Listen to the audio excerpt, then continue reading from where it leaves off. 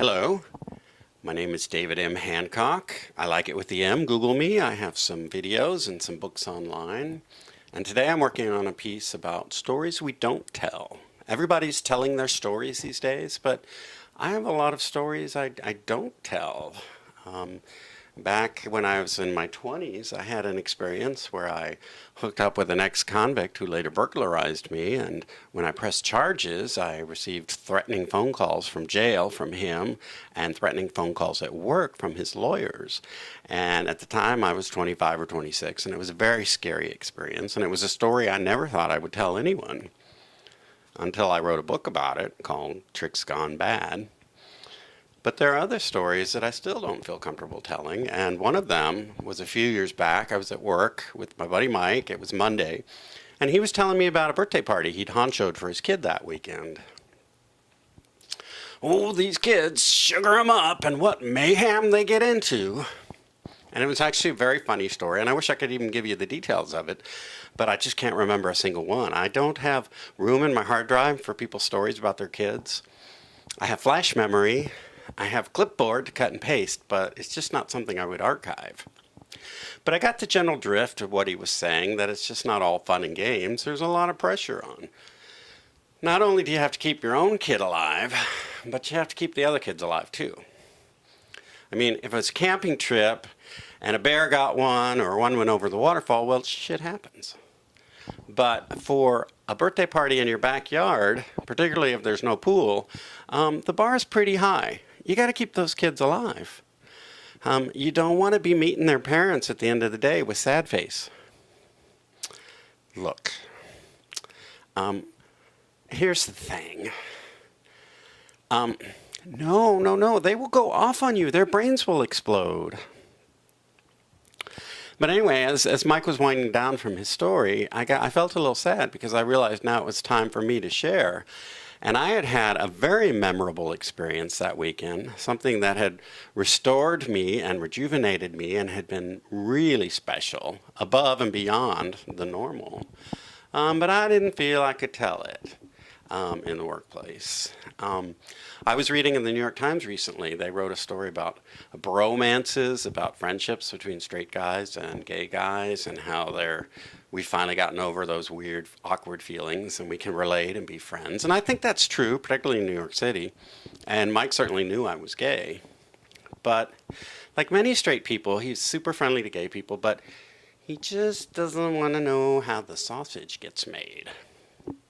So I couldn't really tell him the details of how I had made friends that weekend on the internet with a new friend who offered to come over and give me what is called in the business a no-recip blowjob, which means no reciprocation needed, which is what I often look for because I'm just that lazy.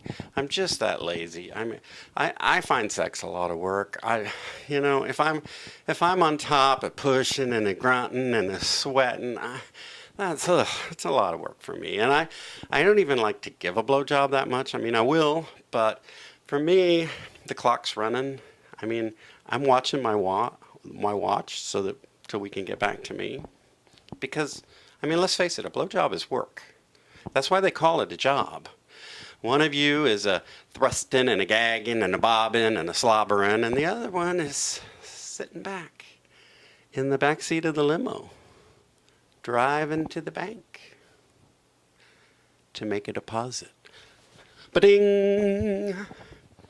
So I couldn't really tell Mike that while he was, jerking on the piñata rope and hoping his kid didn't hit anyone with the baseball bat, that I was sitting and being what is called serviced. That's one of the words he used in his email. I like to service. So I was getting my tires rotated, my fluids checked, and my radiator flushed. Yeah, ba-ding! So while Mike was fanning away the smoke from the charcoal grill and getting the beginning of a drinking beer in the sun headache, I was twisting and squirming in my chair. And you're probably thinking to yourself, well, great, you got your dick sucked. We don't need to have 10 minutes about it. But there was one more detail to this story which made it special, and which is why I wanted to share it with Mike, because I really thought he could appreciate it, and a lot of straight guys could appreciate it. They may not love the man-on-man optics, but there's something coming up in this story that they're going to appreciate, and they're going to identify with me. Because while I was enjoying a superb Hummer, wait for it, I was watching the Wimbledon final on my 46-inch HD TV. Goal! Yeah. It's the dream. Getting a blowjob while watching your team. Come on. I feel like I just reached my hand across to every man in America, every man in the world. That is the dream. And the only thing that could have made this better, and which I will think of next time, would have been to be sitting in my chair, receiving a superb Hummer, watching Roger Federer, and drinking a beer. Yeah, drinking a beer. That's the only thing that was missing from this experience, and I'll make sure I get it next time. And that was the thing I wanted to tell Mike.